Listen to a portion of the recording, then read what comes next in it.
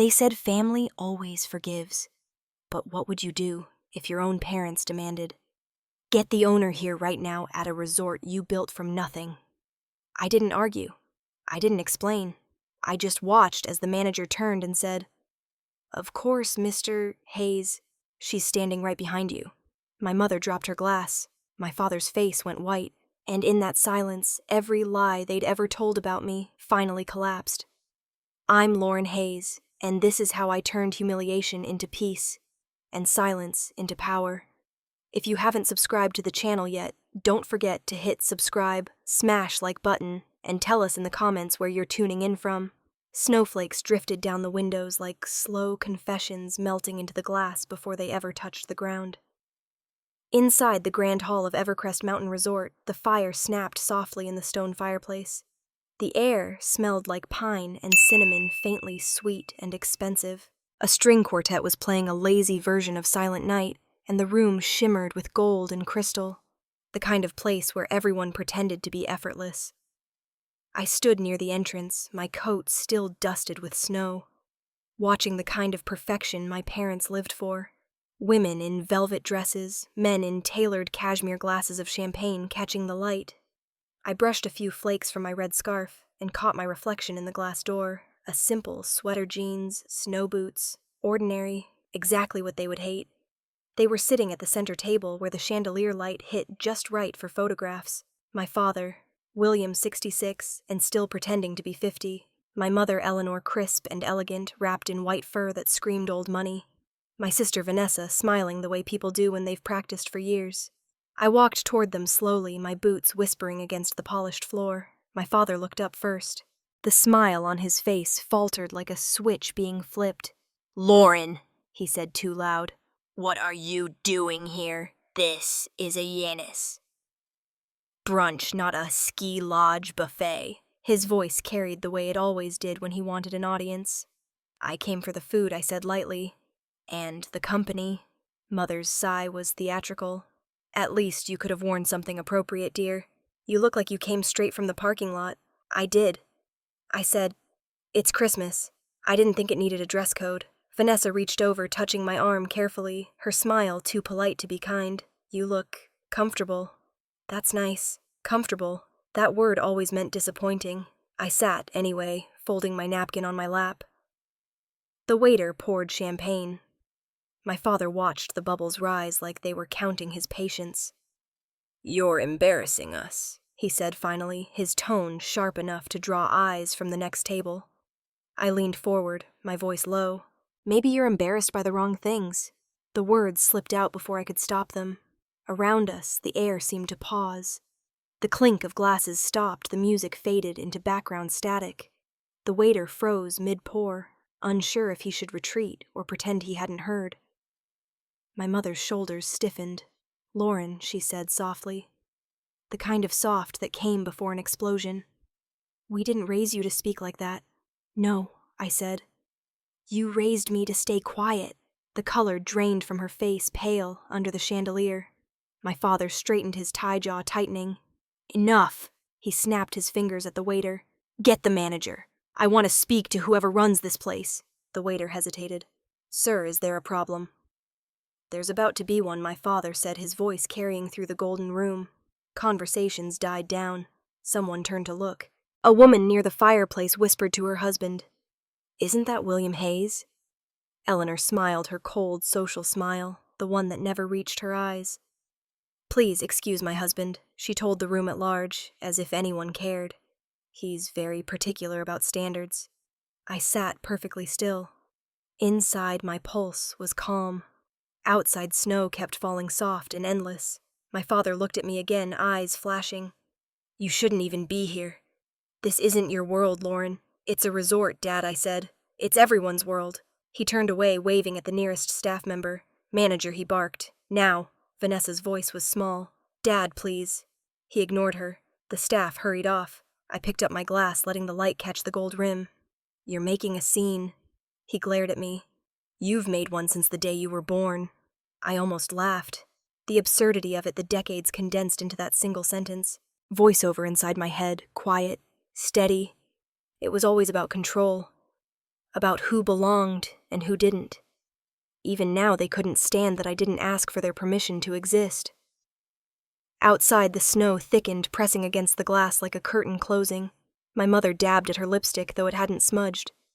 "You could at least pretend to be grateful," she whispered.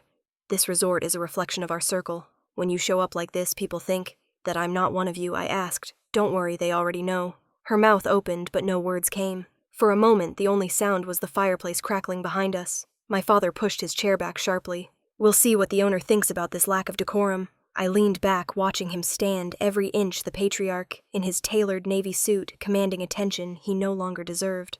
The waiter disappeared through the hallway, his footsteps echoing. Around us, the room began to breathe again. Soft whispers resumed, cautious laughter, the hum of violins returning like nothing had happened. But I felt the shift, the fragile balance of image cracking. I looked at my sister.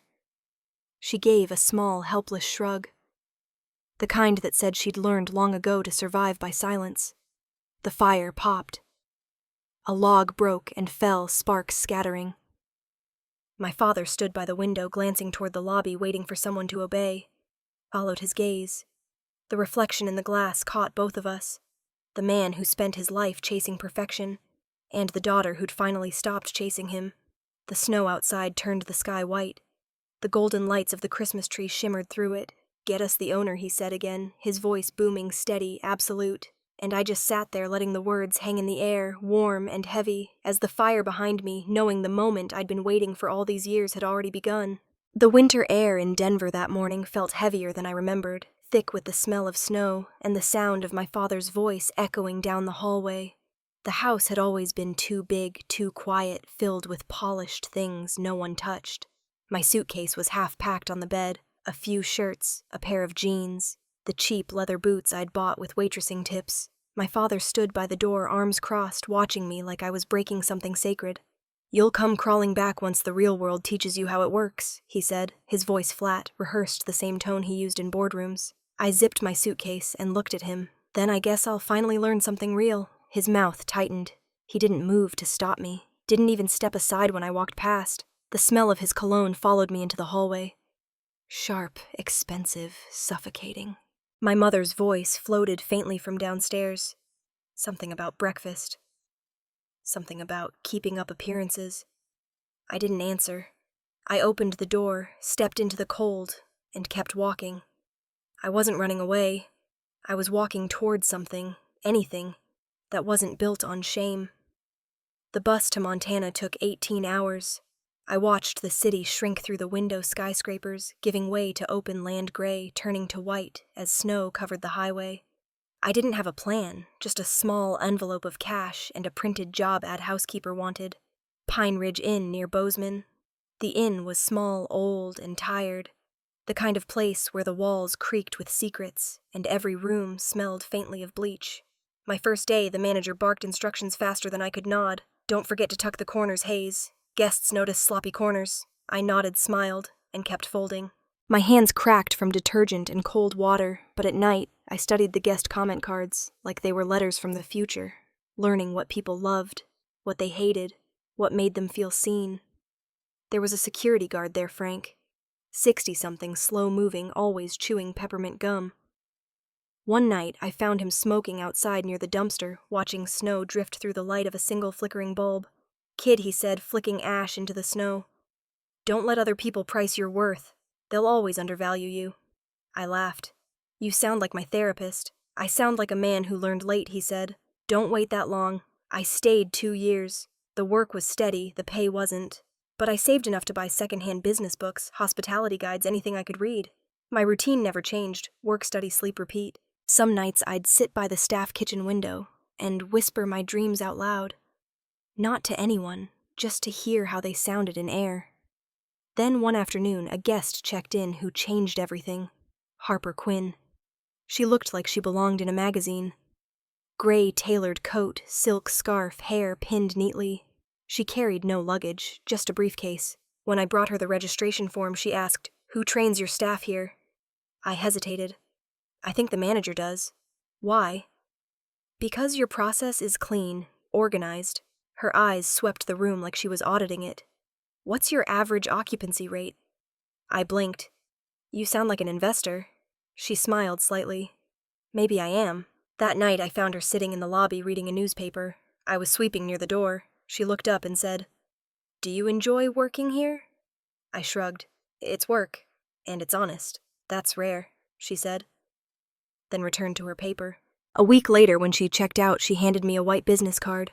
Harper Quinn, Venture Capital and Development. Her handwriting on the back read, "Call me when you're ready to stop fixing other people's mistakes." I kept that card in my wallet for almost a year. I touched it whenever I felt small, whenever the manager yelled, whenever I caught my reflection in the cleaning cart mirror and didn't recognize the woman staring back. A year later, I called. She picked up on the second ring. "I was starting to think you'd lost my number." "I almost did," I said, "but I think I'm ready." "Then come see me," she said. "Bozeman Cafe Friday, 10 a.m. The cafe was warm, filled with the smell of coffee and cinnamon rolls. Harper sat at a corner table laptop open, no nonsense. She pushed a folder toward me. "This is a proposal. A small property in Idaho, old ski cabins. Needs renovation management vision. I can fund it, but I need someone on the ground who knows how to run people, not just numbers." I laughed. "You don't even know me." She sipped her coffee. "I know enough. I watched how you worked. You didn't flinch. You didn't fold under pressure. That's rarer than talent." I stared at the folder pages filled with photos, budgets, timelines. My heart thudded. "Let's say I fail. Then you'll learn," she said. "But if you win, you'll never take orders from anyone again." I signed that afternoon. No lawyers, no ceremony, just 2 signatures and a handshake over coffee.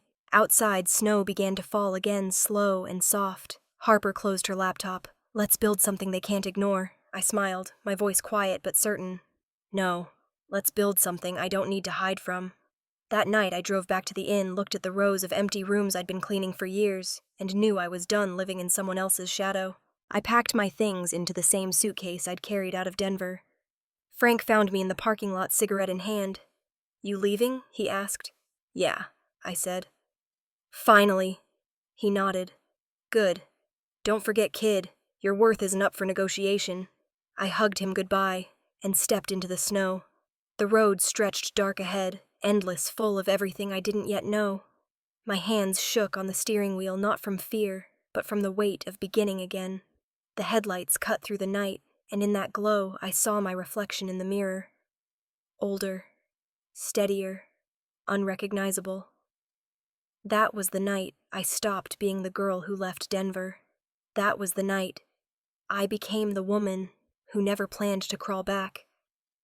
The morning light hit the mountains like liquid gold, spilling through the glass walls of Evercrest and flooding the lobby in a soft, forgiving glow. Steam curled from the coffee cup in my hand as I stood on the terrace, watching the valley below disappear under fresh snow. Luxury SUVs pulled up one after another, polished and identical, like they'd been born for this place. Guests stepped out wrapped in fur and money. It should have felt like pride. It didn't. 15 years later, I came back. Not to prove them wrong, but to see if they'd ever changed. Behind me, the sliding doors hissed open. Miles Bishop's reflection appeared on the glass before I heard his voice. "The staff still thinks you're Harper's guest. No one suspects a thing." I smiled without turning. "Good, let's keep it that way. For now." Miles leaned on the railing next to me. 32, too smart for his own age, always carrying a phone and a worry line across his forehead. "You sure this is a good idea, boss?" "I'm not your boss this week," I said, taking a sip of coffee. "Just another guest, enjoying the holidays." "Right," he said. "A guest who happens to own the place." I laughed. "Semantics." He sighed, shaking his head. "You know what I mean. This, whatever it is, it could blow up fast." "Relax, Miles," I said. "I'm not here for revenge. I just want to know if I still make them uncomfortable." He gave me a look. "You already know the answer to that." Down below, through the glass, I could see my father. William Hayes' perfectly pressed suit, shaking hands with the mayor of Aspen Valley, like the cameras were still rolling. His charm hadn't aged, only hardened.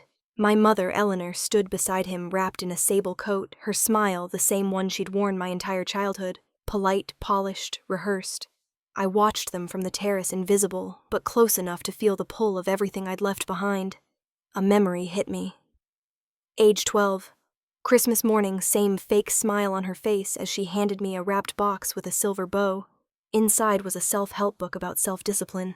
"You need to start thinking like a Hayes," she'd said. I'd spent years trying. The coffee cooled in my hand. I turned and walked inside. The lobby glowed with garlands and wreaths, the air smelling of cedar and warmth. Employees moved efficiently, their black uniforms crisp against the soft lights. At the front desk, Claire Sanders was giving directions to a guest. Her voice was calm, professional. When she looked up and saw me, she froze. Recognition hit her first, then disbelief. "Miss Hayes," she whispered. I smiled. "Just Lauren today." Her eyes widened. She glanced around, making sure no one else heard. "It's been a long time." 14 years, I think I said. "You've done well for yourself." Claire shook her head, still stunned. "I never expected to see you again, not here." "I didn't expect to come back," I admitted. "But life's funny that way." She hesitated, then lowered her voice. "Your mother, she's here too." "I know," I said, "and my father." Claire's expression tightened. "After what they did, I don't know how you can even be in the same room." "I'm not sure I can," I said softly. "But I owe it to myself to find out." She nodded once, a flicker of respect in her eyes. "If you need anything, I'm here." I thanked her and moved past the soles of my boots, silent on the marble floor. As I walked down the decorated corridor, garlands draped across polished banisters. My reflection followed me in the glass frames that lined the wall. Old photographs hung there, portraits of the previous owners, men and women, in black and white finery, holding glasses of champagne, frozen in their own eras of pride. For a moment, my reflection crossed theirs. It startled me how calm I looked, how different. I wasn't the girl who'd scrubbed toilets for $10 an hour, or the daughter who'd been told she was a disappointment. I was something else now, something steady. In the ballroom, staff prepared for the evening brunch. Tables gleamed with silver floral arrangements stood tall, and a pianist tuned quietly near the stage. I caught a glimpse of my father again through the glass doors, still talking, still owning every room like oxygen was optional. Miles appeared at my side again, phone in hand. "Media's buzzing about your father's new investment in Aspen Valley. You think he knows he's standing in your lobby?" "Doubt it," I said. "He never bothered to read the fine print." Miles grinned. "That's poetic. Don't start." I warned, "This isn't a movie." "No," he said. "But if it were, this would be the part where the audience starts rooting for you." I smiled despite myself. "You spend too much time on social media." We passed a pair of guests arguing softly over wine selections. The resort had that kind of effect, polite facades cracking just enough to show the truth underneath. It made me wonder how long mine would hold. As we turned the corner, a sound caught my attention. My mother's laugh, light and practiced. I looked over the balcony and saw her near the fireplace talking to a group of guests, a champagne flute in her hand. Her words floated upward. "Family is everything. Without legacy, we're nothing." Miles glanced at me. "You okay?" I nodded, even though something twisted inside. Legacy. That's always been her favorite word. Not love, huh? I exhaled slowly. Not once. He started to respond, but I cut him off with a small wave. "I need a moment." I walked alone down the hallway toward the private gallery that connected to the north wing. The portraits there were newer, brighter, taken after the resort was renovated. My footsteps echoed against the wood floors. The last frame in the row stopped me cold. It was a photo of my parents from 20 years ago standing together at a ribbon-cutting ceremony for another resort they didn't even build. Their smiles were perfect, frozen in place. I stared at it for a long time. Then my reflection appeared over theirs, like a ghost reclaiming space. For the first time, I didn't flinch. I touched the edge of the frame lightly and whispered to the empty hall. "You can't hide behind legacy forever." The faint echo of carol music drifted from the main lobby again. Soft, slow, familiar. I turned toward the sound and kept walking. My boots leaving quiet prints on the polished floor. The weight of 15 years finally settling into something that didn't feel like regret. By the time I reached the elevator, I could see my father's reflection in the glass again, laughing with strangers completely unaware. My fingers tightened around the coffee cup I still carried. Tomorrow he'd know whose name was written on every wall of this place. But not yet. Not tonight. The chandelier light shimmered over 100 crystal glasses, turning the room into a mirror of gold and frost. The grand hall smelled of pine and perfume. Laughter weaving through the music like ribbons. It was Christmas Eve at Evercrest. Perfect, curated, and painfully familiar. I slipped into the crowd unnoticed, my linen dress simple against the glare of sequins and silk. Around me, women sparkled their laughter, rehearsed men clinking glasses to the Hayes legacy. The pianist played a delicate version of Have Yourself a Merry Little Christmas, the melody trembling under the weight of too many smiles. Someone behind me whispered, "Who invited her?" Another voice followed low and amused. "Isn't that the dropout daughter, the one who went rogue?" The air between their words tightened. I didn't turn. I didn't need to. The rhythm of judgment was one I'd known since birth. My mother's voice sliced through the murmur. Soft, cold, and practiced. "Lauren's always been different," she said, her lips curving in that perfect social smile. "We try to support her little ventures." Little ventures. The same phrase she used the day I opened my first hotel, the same way she'd say, "little tantrum," when I cried as a kid. I bit back a laugh and took a slow sip of champagne. It was easier now. I'd learned that their approval was just another currency I didn't need. Across the room, my father stood like a statue carved from arrogance. William Hayes. Gray hair trimmed, sharp tie. Immaculate voice commanding the room, even when he whispered. He was talking to the mayor, gesturing broadly toward the bar, until his gaze found me. The smile fell. "Catherine." His voice carried across the hall, too loud, too public. "Where's the manager?" "I want the owner here, now." Every conversation stopped mid-sentence. Forks froze halfway to lips. Even the pianist hesitated, fingers hovering above the keys. The pause was so thick it buzzed. Catherine Lane, the general manager, appeared from near the stage. Graceful, professional, unbothered. She was dressed in black posture, straight as truth. "Of course, Mr. Hayes," she said smoothly. "I'll get the owner immediately." Her eyes flicked to mine, a split second of silent understanding. I gave a small nod. No words, just permission. The guests shifted in their seats, the tension humming like a note too high to hear. My mother's voice sliced through it. "Honestly, Catherine," she said, her tone bright but poisonous. "People like her shouldn't even be here. It reflects terribly on your establishment." A ripple went through the crowd. Soft gasps, eyes darting between us. Someone coughed into their napkin, embarrassed on her behalf. I felt the sting, but it didn't land. I used to shrink when she said things like that. Tonight, I just let her words hang in the air until they sounded ridiculous. Catherine nodded politely, lips pressed into a line. "I'll return shortly," she said, and disappeared toward the back hallway. I could feel my pulse steady, not from fear, but anticipation. The pianist resumed playing, too fast now, like even he wanted to escape the room. The laughter started again in patches, brittle and forced. My father adjusted his cufflinks loud enough to draw eyes again. "Let's see," he said to no one in particular, "if this place even understands who its real patrons are." His friends laughed politely. A few nodded, eager to stay on his side. I looked down at my glass. The bubbles rose and broke against the surface, small, relentless, disappearing without a trace. My reflection shimmered in the gold rim, steady, unreadable, dangerous. I could see Eleanor watching me, trying to gauge if she'd gone too far. Her hand trembled slightly as she raised her drink. She didn't look at me again. A waiter approached timidly, asking if I wanted another glass. I smiled, shook my head. "No, thank you. This one's enough." From the corner of my eye, I caught Miles at the back of the room, standing near the entrance, his phone in his hand. He gave me a questioning look. I shook my head once. Not yet. The mayor, still seated beside my father, tried to lighten the mood. "William."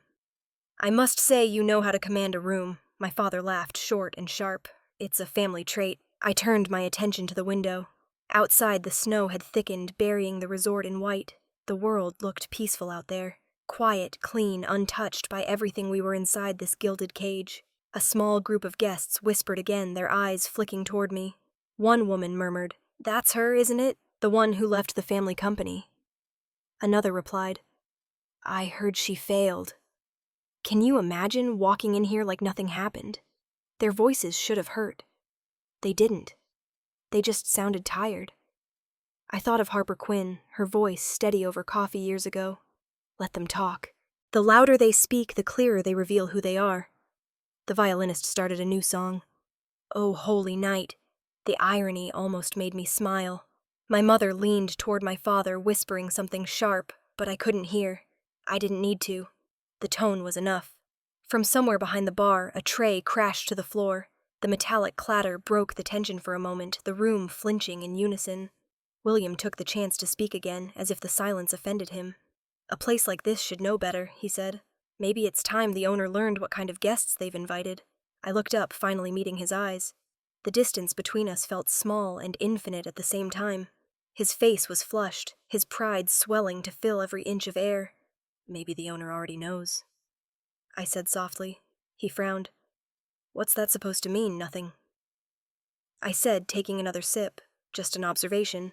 He turned away, muttering under his breath. The crowd began to relax, unaware that the story had already started to turn. Catherine would be back soon, and when she was no amount of charm or control would fix what was about to unravel. For now, I let the music fill the hall again, the chandelier lights dancing across the walls like fragments of a storm waiting to break. My champagne glass caught the reflection of the tree in the distance, the golden star at its top, burning steady and silent. I held that image and breathed slowly, one thought pulsing through my head. Perfection always cracks from the inside first. The sound of glasses clinking had faded into whispers. You could feel the tension rising, like static, invisible, but alive. A few guests had already taken out their phones, pretending to check messages, but really just aiming their cameras at the center of the storm. I could almost hear their thoughts. Something was about to happen, and they didn't want to miss it. Catherine appeared near the entrance, her posture flawless, the picture of control. Miles followed a few steps behind her, expression tight. She made her way through the crowd as if she were gliding on ice. Mr. Hayes, she said evenly, her voice calm, but loud enough to reach every corner of the hall. The owner is here. The room inhaled all at once. My father straightened, confidence returning to his spine like muscle memory. Good, he said, his voice full of that familiar authority. I'd like to speak to them directly. Of course, Sir Catherine replied, turning slightly, her tone smooth and courteous. Then she paused just long enough for everyone to feel the stillness before she said, She's standing right behind you. The words hit the air like glass breaking. For a second, no one moved. Then my father turned slow, disbelieving. His eyes landed on me. I didn't say a word. I didn't have to. I just stood there, calm, steady. The same quiet expression I'd worn through every dinner, every lecture, every look of disappointment. Behind him, my mother's champagne flute slipped from her hand and shattered against the marble floor. The sound echoed. Her mouth fell open, but no words came out. Vanessa covered her mouth, frozen between shock and something close to awe. My father blinked, his voice cracking just slightly. You own this place.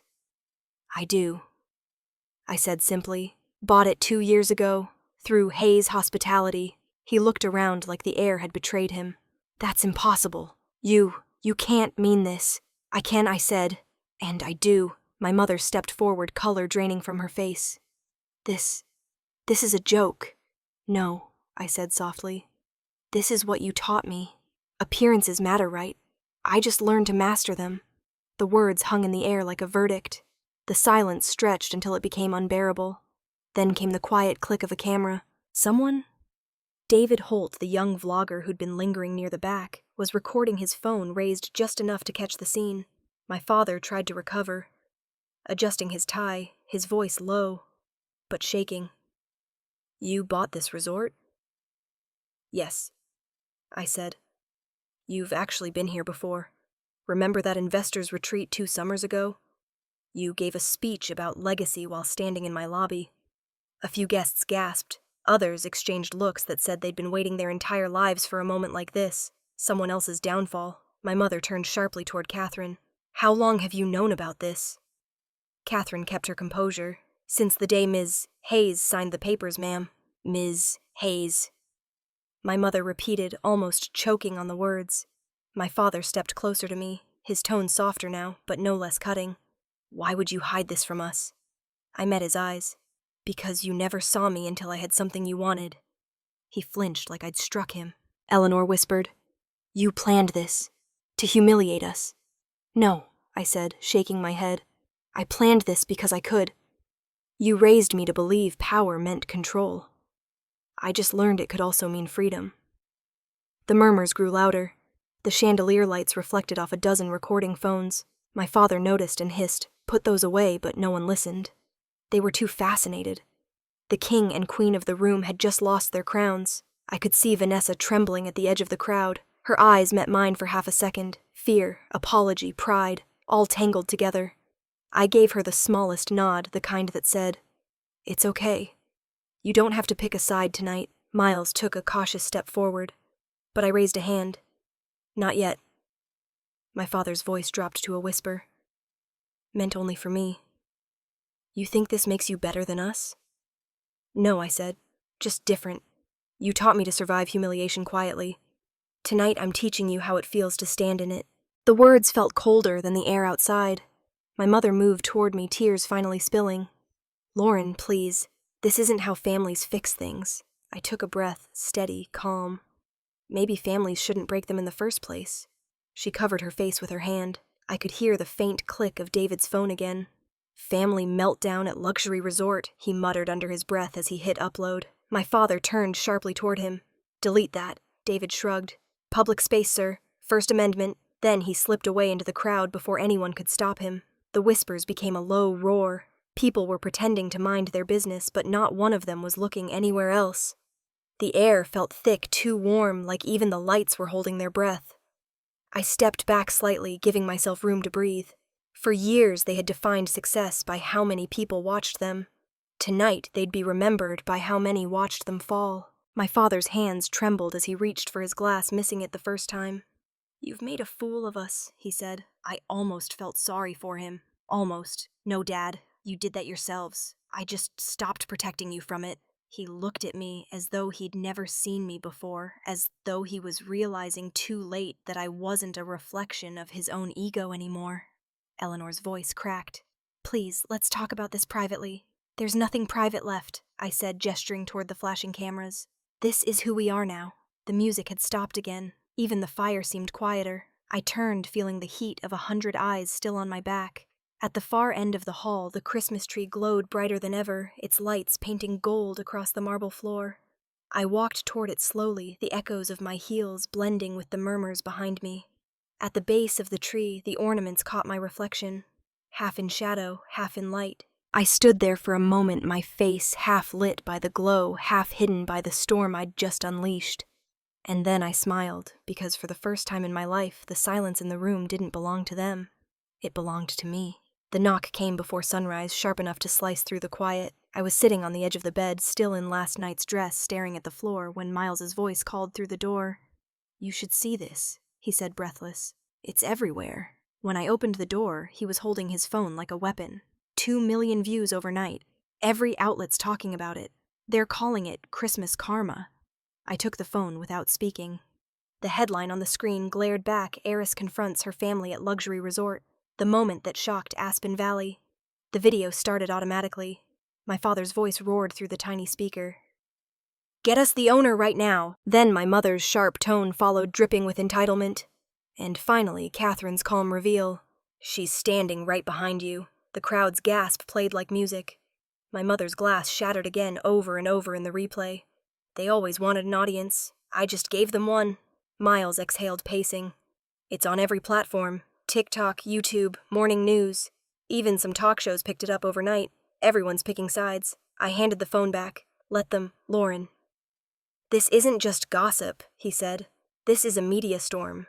They're using words like humiliation, betrayal, family implosion. Creative," I murmured, walking toward the window. Outside, the sun had barely risen, brushing gold over the frozen trees. The Christmas tree in the courtyard still glowed faintly, its lights flickering against the snow. Guests were already gathering near it, taking photos where the night before had ended in silence. Behind me, Miles scrolled again. "Look, CNN just uploaded an interview request. So did the Denver Post. They all want your statement." I shook my head. "Not yet." He hesitated. "Your father went on TV already." "Of course he did." Miles turned the phone around again. On screen, my father sat in a studio, the backdrop reading the Morning Ledger. His expression was grave, practiced. "My daughter," he said, voice heavy, "has always been impulsive. I'm heartbroken that she would turn a private family matter into a public spectacle." The anchor nodded sympathetically. "Do you think she regrets it?" He sighed, perfectly measured. "I hope so. Families should solve their problems in private, not for strangers to applaud." I smiled bitterly. Pride doesn't die quietly. Miles watched me, unsure if he should say more. "He called you ungrateful." "He's not wrong," I said. "I stopped being grateful for their approval a long time ago." My phone buzzed on the table. Eleanor Hayes, decline. Again. It buzzed a second later. Decline. Then again. Finally it stopped. For a few minutes the suite was silent, except for the hum of the heater. I poured coffee, sat by the window, and tried to breathe. The resort below looked peaceful, unaware it had become a battlefield for other people's pride.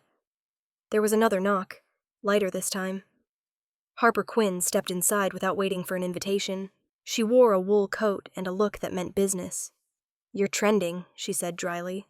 "Not the way most CEOs dream of, though." I gave a small laugh. "Isn't that how legends start?" She raised an eyebrow. "Don't romanticize this, Lauren. It's ugly. The world loves to build women up just to tear them down, and silence won't protect you." "Maybe silence will say more," I said. "Silence only works when you've already been heard," she replied. "And right now you're just the villain in your father's version of the story." I looked out the window again. "He's been writing that version my whole life." Harper softened slightly. "Then maybe it's time you publish your own." I didn't answer. She set her coffee cup on the counter, her voice low. "If you don't take control of the story, they will, and once they do, you'll spend years trying to reclaim it." When she left, the room felt colder. The phone buzzed again. This time, it wasn't my mother. Vanessa's name flashed on the screen. I stared at it, thumb hovering. Miles looked up from his laptop. "You gonna answer that one?" I hesitated, then hit decline. "Not yet," he exhaled.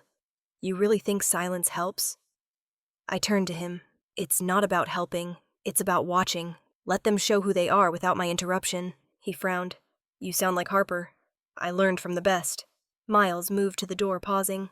"If you need me, I'll be in the lobby. Press will probably camp out by noon."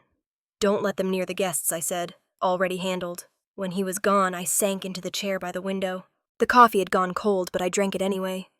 On the courtyard below, a family posed for a photo near the same golden tree. The mother adjusted her son's scarf, smiling the kind of smile that came easy when you didn't have to prove anything. I envied that simplicity more than I wanted to admit. The television in the corner flickered on automatically. Another talk show. Different hosts, same story. The heiress who humbled her family. The headline read, "Clips from last night played on loop, my father's voice, my mother's outrage, my silence." The host chuckled. "Well, that's one way to handle Christmas dinner." The audience laughed. They always laughed. I muted the TV. They always wanted an audience. I just gave them one. Outside, the morning fog began to lift, sunlight spilling through like it was trying to forgive the night before. The snow glittered. My reflection merged with the glass, a faint outline of someone I barely recognized, half peace, half fire, half... My phone buzzed one more time, vibrating against the table. I didn't look. Instead, I stared at the Christmas tree below, watching strangers take pictures under its perfect glow. The irony wasn't lost on me. The same tree that had witnessed my family's undoing now served as the backdrop for someone else's joy. For the first time, I wasn't the one hiding. They were. The world outside moved on as if nothing had changed. Incis, I sat in silence, and finally understood something my father never would. The loudest power in the world was the ability to stay quiet after the truth had spoken for you. The wind in Denver that morning bit through my coat like it had a grudge. News vans lined the curb in front of the courthouse, their antennas stabbing the gray sky. Reporters huddled with coffee cups waiting for a glimpse of the family that had turned Christmas into a courtroom drama. When all else failed, my father did what he always did. Use the law to protect his pride. Miles held the door for me as we stepped out of the car. "You ready for this?" he asked. "I've been ready since the day he told me I'd never survive without him," I said. "Henry Blake." My attorney was already on the steps, waiting tall and calm in his dark overcoat. "We go in quiet," he said. "No statements, no eye contact with the press." "Got it," I said. pulling the collar of my coat higher. Just another day in paradise. Inside, the courthouse smelled like paper and cold air. Reporters' voices buzzed behind the doors as we walked past. Harper Quinn sat in the gallery, arms crossed, her face unreadable. She'd been through battles like this before, but I could tell even she was holding her breath. Judge Amelia Brooks took her seat at the bench, a woman in her 50s, with sharp eyes and a reputation for seeing through theatrics. She looked at both sides with the same cool indifference. "Let's proceed," she said. My father's lawyer stood first. Slick suit slicker tone. "Your Honor," he began my client. Mr. William Hayes is a respected businessman and philanthropist whose reputation has been irreparably damaged by his daughter's public actions. He gestured toward my father, sitting tall and grave at the plaintiff's table. She humiliated her parents in front of the entire country. She weaponized the family's private life for personal gain. His wife, Mrs. Eleanor Hayes, has not slept in weeks. Their social and professional lives are in ruins. I kept my pen poised above my notepad, pretending to take notes. Henry leaned over and whispered, "Don't react. Let him dig his own hole." My father stood to testify. "Everything I built was for my family," he said. "And she turned it into a circus. You have no idea how it feels to see your life's work mocked on national television." I looked at him and felt a strange kind of calm. He wasn't angry anymore. He was scared, and men like him never admitted fear. When my turn came, Henry nodded. I rose, straightening my jacket. "Your Honor." I began, my voice steady. "I never asked for this story to go public. I didn't record it. I didn't post it. I simply stood there, and they exposed themselves." A low murmur spread through the gallery. I saw a few reporters scribbling notes. My father shifted uncomfortably in his seat. Judge Brooks tilted her head. "Continue, Ms. Hayes. I've spent years being told I was the problem," I said. "That I didn't understand how the world worked. I finally built something of my own quietly away from them. And when the truth came out, it wasn't because I wanted attention, it was because they demanded it." Henry stepped forward, holding a file. "Your Honor, we'd like to submit supplemental evidence." The judge took the folder, scanning its contents. Inside were bank records, financial statements, and charity audits. "These documents," Henry said, "show that Mr. Hayes misused charity funds from the Hayes Family Foundation. We believe that his business reputation, what he claims to protect, was already compromised long before this case." Gasps rippled through the courtroom. My father's lawyer objected, stammering, "Your Honor, this is irrelevant." Judge Brooks raised a hand. "It's very relevant if we're talking about reputation, Counselor." She turned to my father. "Mr. Hayes, is this accurate?" My father didn't answer. His lawyer leaned in, whispering urgently. The judge continued, voice sharp but controlled. "This court cannot defend pride masquerading as integrity. Case dismissed." The gavel hit once hard. For a moment, no one moved. The sound of camera shutters broke the silence as reporters rushed out to break the news. My father stayed seated, staring at the papers in front of him. My mother covered her face with both hands, her shoulders trembling. Harper stood quietly from her seat in the gallery, eyes meeting mine for a second. I could tell she was proud, though she'd never say it out loud. Miles touched my elbow. "Let's go." Outside, the snow had started again, soft flakes drifting down onto the courthouse steps. The reporters were waiting, microphones raised like weapons. Henry leaned close and said, "No comments, remember." I nodded and kept walking, the crunch of ice under my boots, the only sound I focused on. A reporter shouted, "Ms. Hayes, how does it feel to beat your own father in court?" I stopped just for a second and looked at the snow gathering on the edges of the sidewalk. He taught me that power was everything. I said quietly, "I wish he'd learned that integrity was more." I didn't look back. We reached the car, Miles holding the door open. His breath fogged in the air. "You won," he said. I shook my head, sliding into the seat. "No," I said. "I just stopped losing."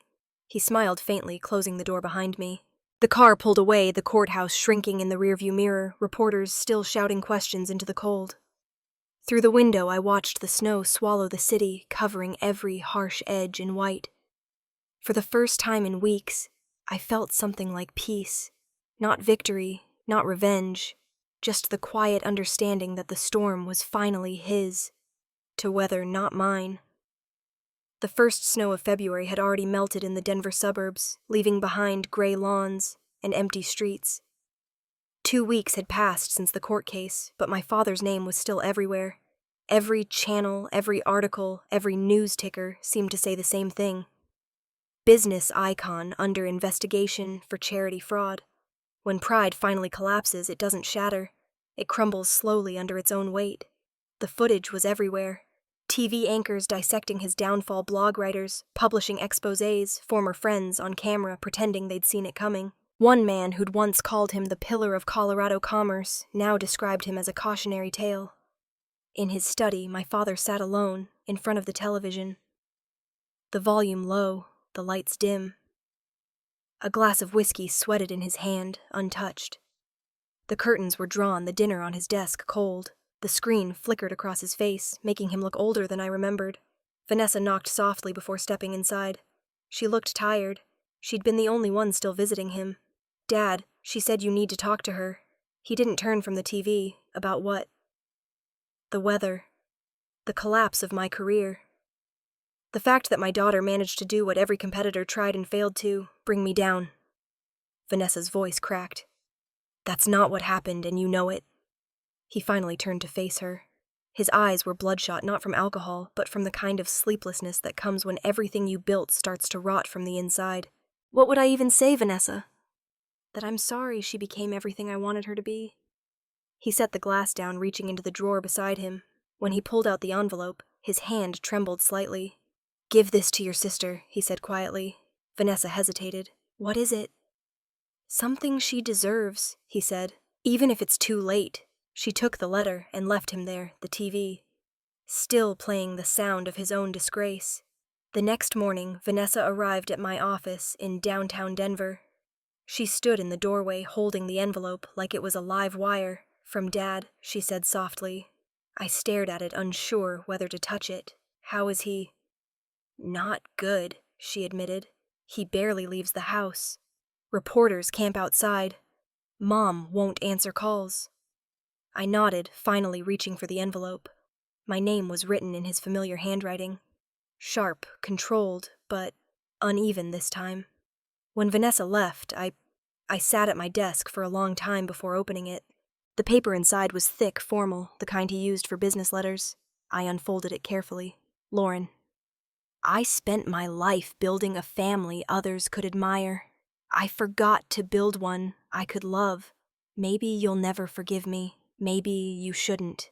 But if you learned anything from me, I hope it's that starting over isn't weakness, it's survival. You deserved better than my silence."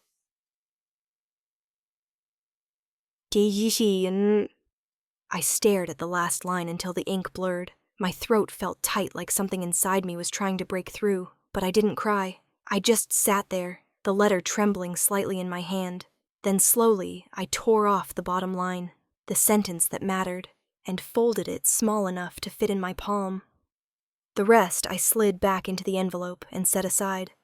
That night I drove to Evercrest. The resort was quiet, the winter season slowing down, most guests gone. Snow fell in thin sheets carried by the wind. The Christmas tree still stood in the lobby, lights dimmed, but still burning softly, like a heartbeat, refusing to stop. I walked through the empty hall, the sound of my heels echoing off the marble floor. The air smelled of pine and cinnamon, faintly nostalgic. Catherine was at the reception desk, closing out the nightly report. She looked up, surprised. "Lauren, I didn't expect you back tonight. I just needed a minute," I said. "Go home. Get some sleep." She nodded, giving me a knowing smile before leaving through the side door. When I was alone, I knelt near the base of the tree.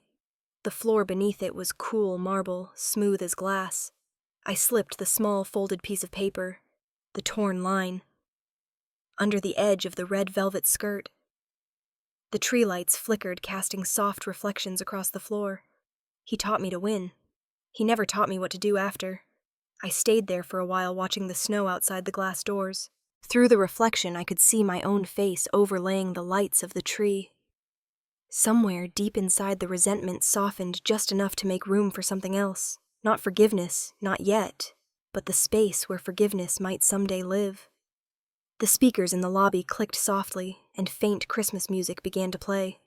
The same carols that had soundtracked that disastrous night now sounded strangely tender, almost mournful. I closed my eyes. For the first time, I didn't see his anger or my mother's disappointment. I saw a man alone in a dark room, realizing too late what really mattered. Outside, the snow kept falling slow and deliberate, covering the paths, the benches, the steps, burying everything that had once been sharp and ugly. When I finally stood, the note was gone beneath the folds of velvet, lost to anyone but me. I looked up at the glowing star at the top of the tree and whispered, "Maybe that's enough." The lobby lights dimmed automatically at midnight. I turned and walked toward the door, my reflection fading in the glass. Behind me, the carols played on faint and hollow, echoing through the empty halls. The storm had rolled in fast that afternoon, turning the Denver skyline into a blur of white. The windows of my office rattled softly under the wind. I was sitting at my desk, half reading an email I wasn't interested in, when the door opened without a knock. Eleanor Hayes, my mother, stood there, smaller than I remembered her. Her posture, once iron straight, had softened. She was holding a leather-bound photo album pressed tight to her chest. Her hair was neat, but her face looked tired, like she hadn't been sleeping. "You don't need an appointment, Mom," I said, not looking up from my laptop. "Not anymore." "I know," she said quietly. The sound of her voice was so unlike her that I finally lifted my eyes. She walked slowly to the chair across from my desk and sat down. For a moment, she just stared at the album in her hands, tracing the corner with her thumb. Then she opened it carefully and turned it toward me. "You were 6, she said. "You drew this picture. Me, you, your father. You wrote at the bottom, 'We're happy when Daddy isn't mad.'" She paused, her voice trembling just enough for me to notice. "I found it last week." I looked at the drawing. The paper was yellowed, the crayon colors faded, but still bright enough to hurt. My younger self had drawn us all smiling under a crooked sun, but the father figure's mouth was just a line, neither smile nor frown. Even as a kid, I'd known the difference. "I remember," I said. Eleanor took a shaky breath. "I thought if we looked perfect, people would treat us kindly. I didn't realize I was teaching you to disappear." I leaned back in my chair, staring at her. "You didn't have to protect me from the world, Mom. You had to protect me from you." The words hung in the air like frost. Her eyes filled instantly, and she covered her mouth, trying not to cry. When she finally let the tears fall, they were silent. "I know," she whispered. "I know I failed you." I didn't respond. The clock on the wall ticked loudly in the pause between us. She wiped her eyes and reached into her purse, pulling out a folded piece of paper. "I wrote something," she said. "It's being published tomorrow in the Denver Times." I raised an eyebrow. "What kind of something?" "It's called 'When Pride Becomes the Enemy of Love.'" She smiled faintly, a sad, exhausted smile. "Maybe someone will read it and see themselves before it's too late." I looked at her for a long time, then finally nodded. "That's a good start." She exhaled like she'd been holding that breath for years. "I didn't come here for forgiveness," she said. "I just wanted you to know I'm sorry, truly sorry." I glanced at the photo album. "You came with proof." She laughed softly through the tears. "You always did appreciate evidence." For the first time in years, her laugh didn't sound cruel. It sounded human. Outside, the storm was thickening snow pressing against the glass, like it was trying to come in. The city lights blurred everything muted and soft. Eleanor stood smoothing her coat. "I should go before the roads ice over." "You can stay until it clears." I offered automatically. She shook her head. "No, I've overstayed plenty already." I stood, too unsure of what to do with my hands. We faced each other across the desk, years of distance, still stretching between us, but not quite as wide as before. As she turned to leave, she paused at the door. "You were right," she said softly, "about silence. It can hurt more than words ever do." Then she was gone. The door clicked shut, leaving behind the faint scent of her perfume, something floral and expensive, something I hadn't noticed in a long time. For a while, I just sat there, staring at the album she'd left on my desk. The leather was cracked, the pages uneven. When I opened it, the first page was filled with photos from a Christmas I barely remembered, matching sweaters, forced smiles, the kind of memories people post online to prove they're fine. Halfway through, I found another drawing. Me at 8, standing between two stick-figure parents holding hands. Above it, in clumsy blue letters, I'd written, "Love is when nobody's scared." My throat tightened. I closed the album, gently pressing my palm against the cover, as if I could somehow rewrite the past by holding it still. Some apologies come wrapped in words, others just show up when you stop expecting them. Outside, the snowstorm had quieted, leaving the city wrapped in white. Streetlights glowed faintly through the glass, turning everything gold. I leaned back in my chair, eyes still on the album. Somewhere deep inside, something loosened, a knot I hadn't realized I'd been carrying. It wasn't forgiveness yet, but it was the closest I'd ever come. The office lights dimmed automatically at 6, leaving me in the soft blue glow of the storm outside. I stayed there for a long time, listening to the faint hum of the heater until the world felt still enough to breathe again. When I finally closed my laptop and stood to leave, I looked back once at the album sitting on my desk. The girl in those drawings was still there, smiling in crayon under her crooked sun. For the first time, I didn't feel like she was asking for rescue. She just looked like she was waiting to be remembered. The air inside the Evercrest Foundation Hall felt electric, humming with cameras and whispers. Reporters filled the aisles, their lenses glinting under the lights like 1,000 watching eyes. The banner behind the podium read, "Warm Homes for Winter," a Hayes hospitality initiative. Rows of donors, staff, and local officials sat neatly dressed, their smiles polite, expectant. Outside, the snow was falling again, thick and slow, wrapping the world in silence. It had been a month since the courtroom, since the last of the headlines faded from the front page. I thought I'd grown numb to attention, but standing under those lights, I could still feel the weight of it. Miles stood in the back, hands clasped, giving me the smallest nod. Harper sat near the front, calm as ever, her sharp eyes softening when she caught mine. I stepped up to the microphone, took a breath, and let the murmurs quiet. "Good evening," I began. "A year ago, this foundation was just an idea scribbled in a notebook. Today, it's a promise that no one should have to choose between heat and dignity." Applause rose, brief and polite. I continued explaining the program's mission, providing winterized housing and heating assistance for low-income families across Colorado. It wasn't charity to me. It was restoration, of balance, of decency, of everything my family's name had failed to stand for. As I wrapped up the formalities, a reporter in the front row raised his hand. "Ms. Hayes," he said, his tone careful but probing. "Do you have anything you'd like to say to your father after everything that's happened?" For a moment, the room froze. I felt 100 eyes narrow, waiting for a soundbite, something headline-worthy. I took a slow breath. "I hope he's warm tonight," I said finally. That's all. The silence that followed was heavy but clean, like the pause after snowfall. No one seemed to know whether to applaud or stay still. Harper caught my eye and nodded once, her expression unreadable, but proud. I gave a small smile and stepped away from the podium as the host began thanking the sponsors. Backstage, the noise faded. Harper appeared behind the curtain and wrapped me in a brief hug. That she whispered was Grace Lauren. "You can't buy that." I smiled, tired. I wasn't trying to be graceful. "Doesn't matter. It's who you are when you're done fighting."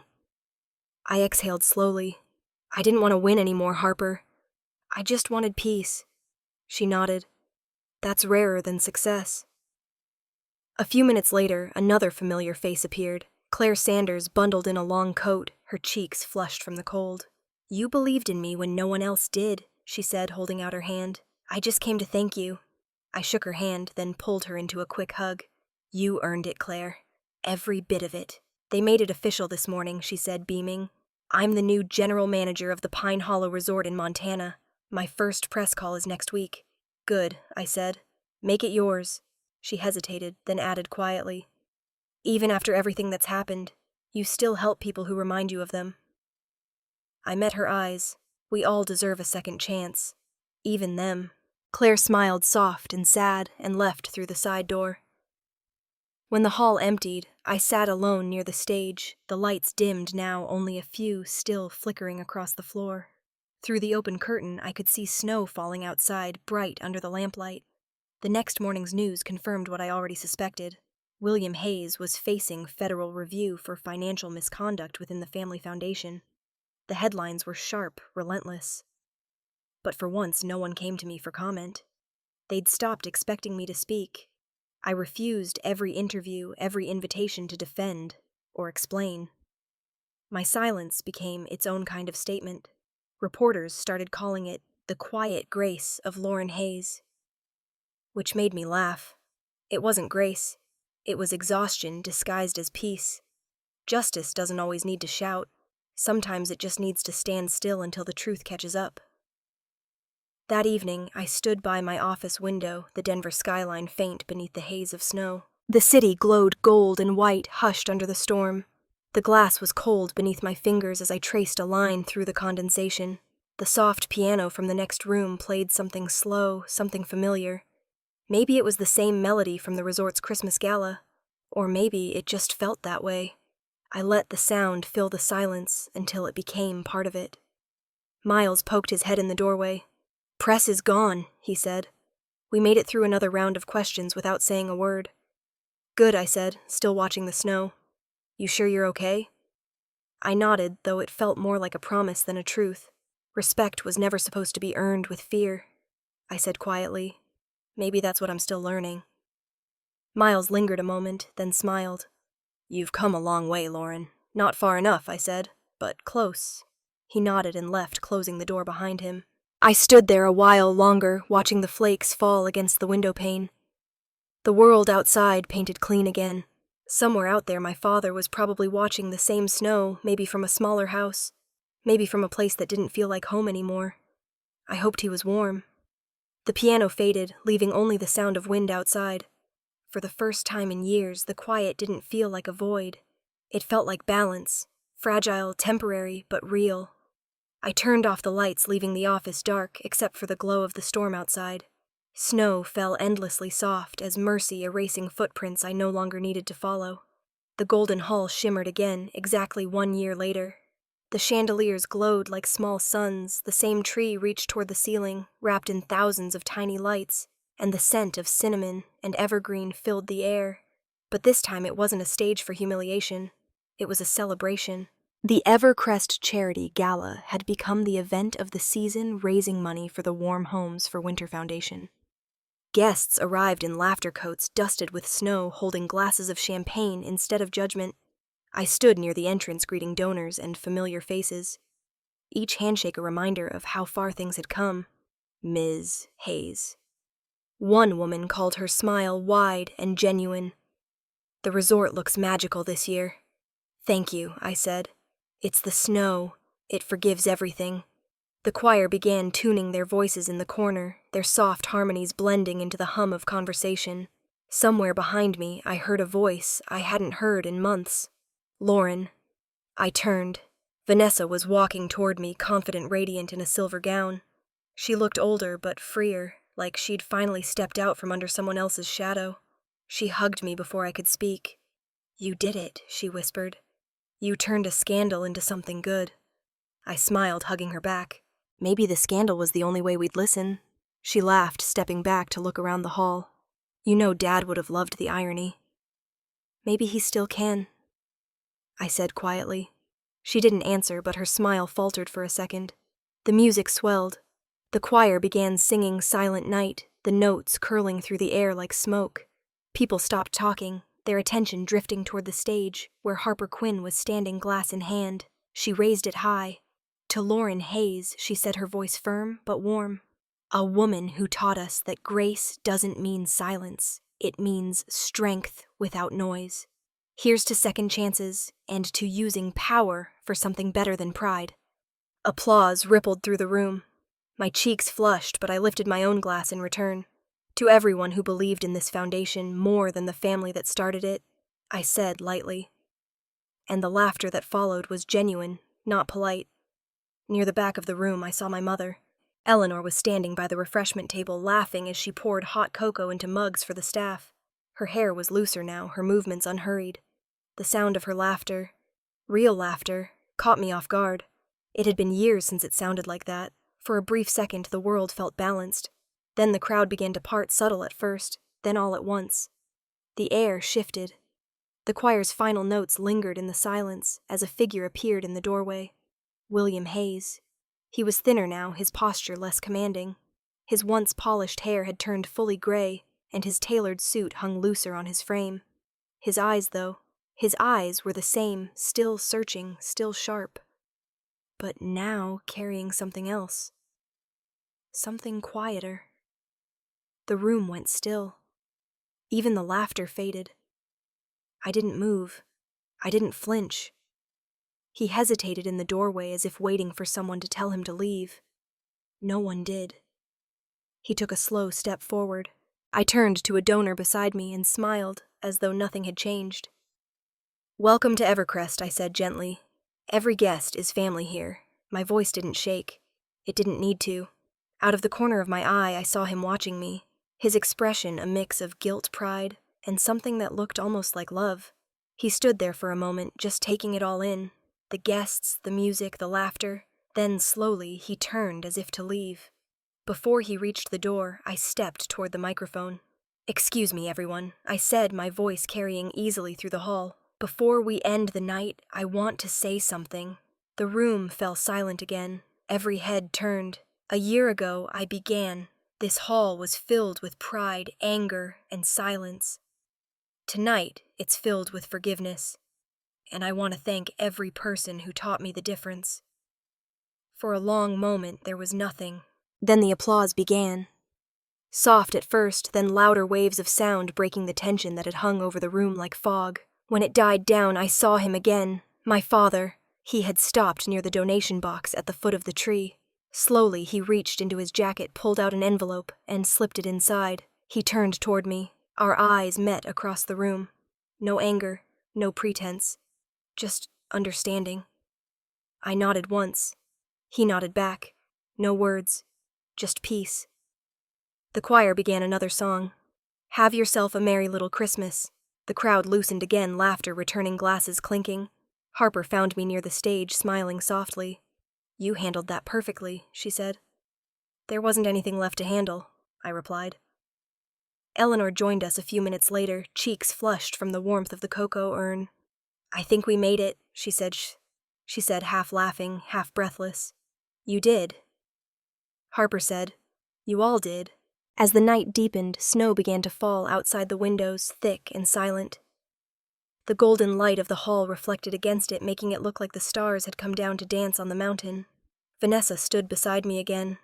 "You know," she whispered, "Dad looked proud of you." I smiled faintly. Maybe he's finally proud for the right reasons. When the gala ended, the guests filtered out slowly, their laughter trailing into the cold. My mother hugged the staff goodnight. Harper handed me her coat and whispered, "You earned the quiet, Lauren. Don't waste it." And when I finally turned back to the hall, the tree still glowed, steady, golden, unbothered by the ghosts that had once haunted it. Forgiveness doesn't erase history. It just rewrites the ending. The piano from the corner played its last song, soft and unhurried. I stood there until the music faded, the sound of clinking glasses and distant laughter filling the space that once knew only silence. Morning sunlight poured through the tall windows of Evercrest, washing the lobby in soft gold. The snow outside glittered like a second sky, piled high against the pine trees untouched since dawn. The hall that had been alive with laughter and music last night was quiet now. Only the sound of staff humming carols as they cleaned, and the muffled drag of suitcases across the marble floors. I sat in the lounge, hands wrapped around a cup of coffee that had already gone lukewarm. The air still smelled faintly of pine and cocoa. The Christmas tree, taller than ever, stood in front of me, every ornament catching the light like tiny frozen suns. Its reflection shimmered across the marble floor, perfect and still. A year ago, they demanded to speak to the owner. Today, they finally did. And there was nothing left to say. The calm didn't feel empty this time. It felt earned. Across the hall near the doorway, I saw them. My parents.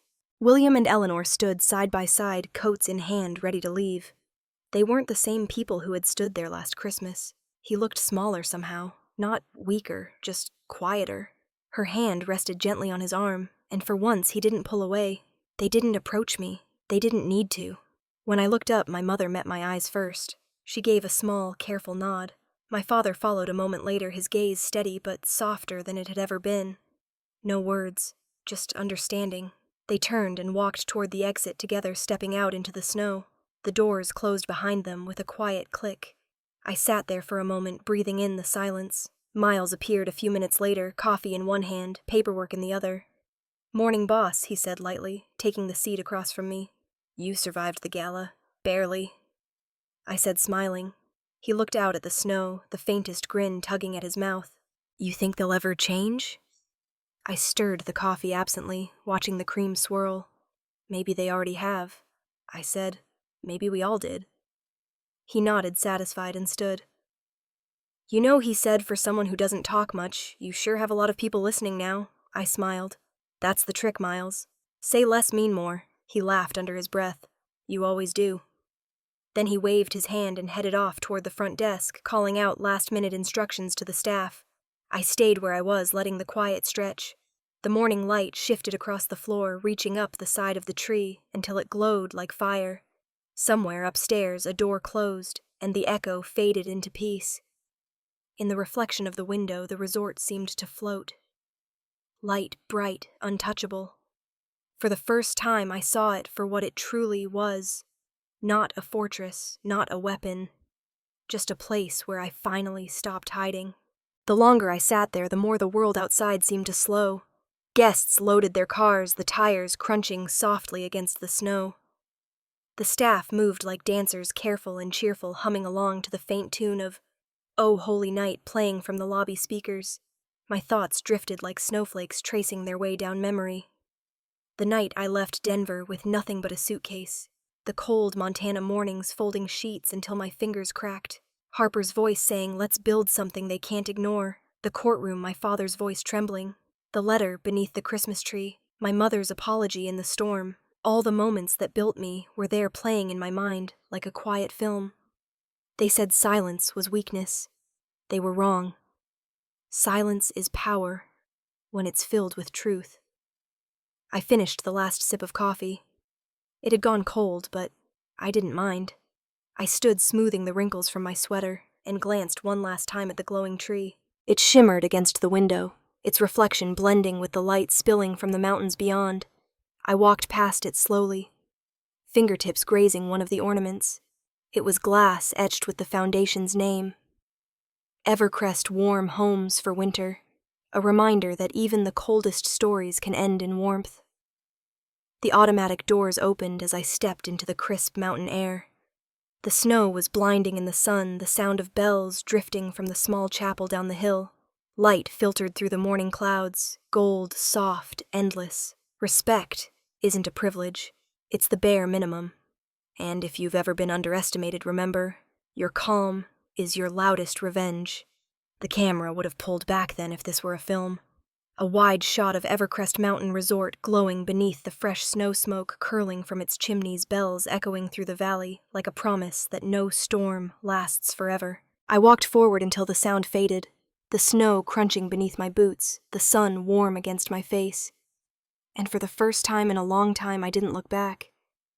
See cookie preferences.